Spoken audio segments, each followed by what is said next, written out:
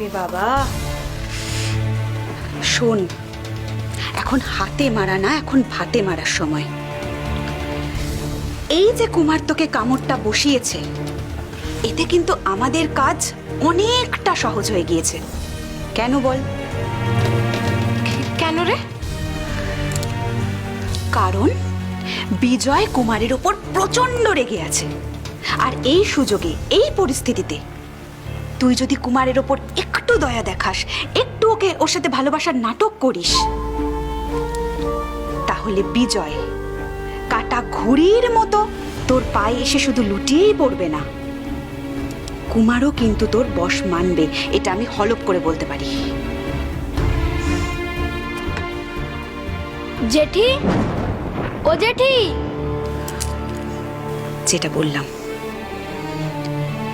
ভেতরে এসো কুমার, এসো। সরি অনিতা মাসি, আর এরকম করব না। বাবা, আজ তো দেখছি ভূতের মুখে রাম না।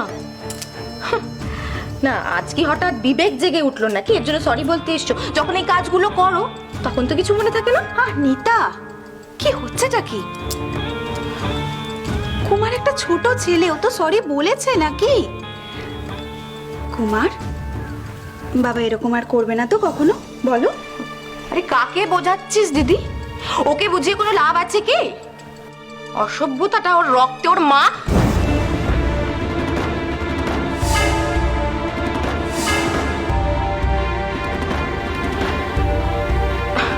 বাবা, কুমার, ঠিক আছে বাবা, ঠিক আছে, তোমার ভুল হয়ে গেছে, হতেই পারে, কিন্তু এরকম ভুল আর কখনো করবে না।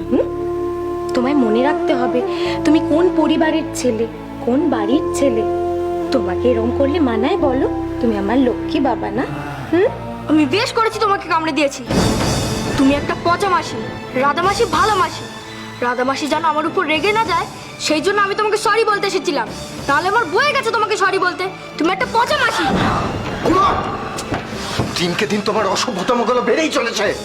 একে তো এত বড় অন্যায় করেছো, তারপর ওনাকে সরি না বলে তুমি নিতা মাসিকে চোখ রাঙাচ্ছ। কোথা থেকে শিখছো এসব গুন্ডামি?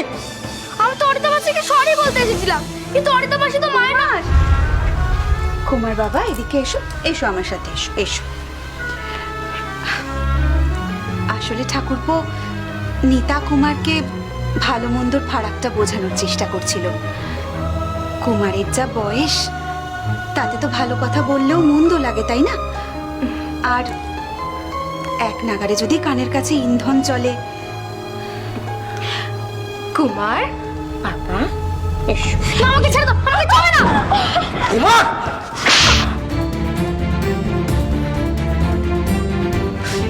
আমাকে ভালোবাসে না, কেউ ভালোবাসে না, কেউ না।